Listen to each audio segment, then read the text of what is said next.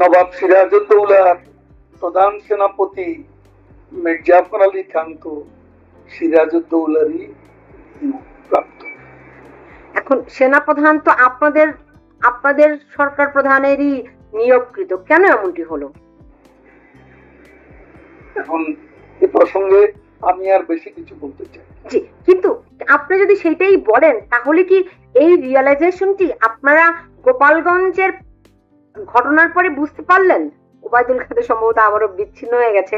তাকে যে প্রশ্নটি আমি রাখতে চাই এখন, যে জনাব ওবায়দুল কাদের, আপনারা এই সেনাপ্রধান সম্পর্কে যে মূল্যায়নটি এখন আপনি আমাকে দিলেন, সেটি কি আপনারা এই গোপালগঞ্জের ঘটনার পরে বুঝতে পেরেছিলেন, নাকি আপনারা ধরেন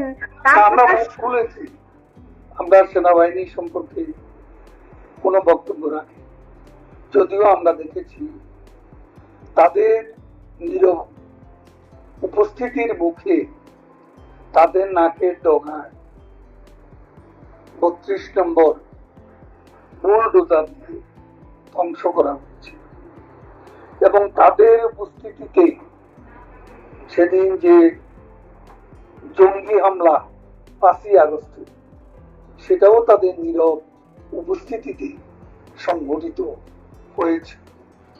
এবং কারো কারো মতে তাদের সায়ও ছিল, সমর্থন সূচক সম্মতি ছিল, এরকমটা আমরা জানতে পেরেছি।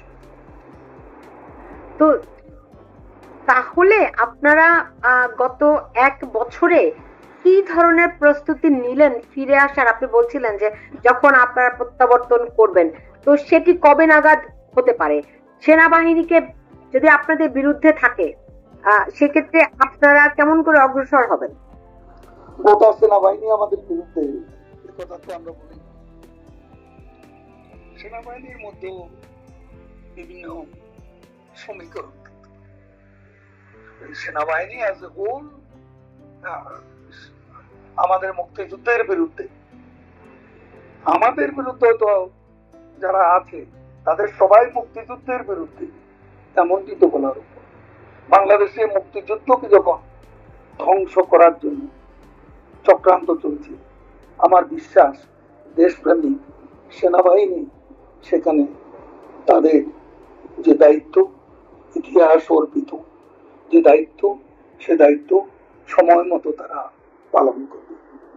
তো সেনাপ্রধানের প্রতি কি আপনাদের সেই আমি এত কথা বলার পর আপনি আবার প্রশ্ন কেন করছেন? আচ্ছা, ঠিক আছে, আসলে বিষয়টিতে অনেক স্পষ্ট কথা আমি বলবো না। জি, যা বলার বলেই শুনেছি। জি, বুঝতে পেরেছি। এখন রাজনৈতিকভাবে ধরেন একটা উদ্যোগ নেওয়া হচ্ছে, সামনে একটা ইলেকশনের প্রক্রিয়া হতে পারে, হবে কিনা আমরা জানি না এখনো, হতে পারে, এবং সেটি আওয়ামী লীগকে বাদ দিয়ে এরকম একটা কথাবার্তা শোনা যাচ্ছে। এই বিষয়ে আপনারা কি ভাবছেন?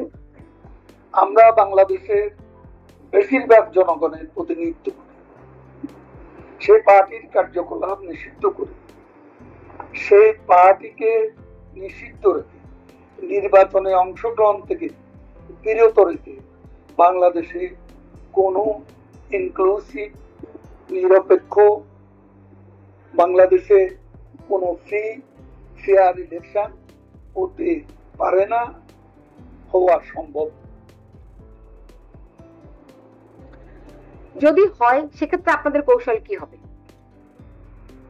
যদি নদীতে ফেলব, যদি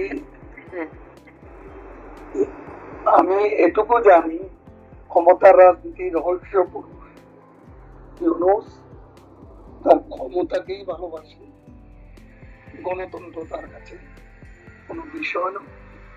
অলরেডি তার সমর্থকরা, যারা তার যে অ্যালাইড ফোর্সেস, তারাই বিভিন্ন ইস্যুতে বিভক্ত হয়ে একটা জগাখিচুড়ি পরিবেশ সৃষ্টি করছে, যেটা নির্বাচনের প্রতি প্রতিবন্ধক হয়ে দাঁড়াতে পারে।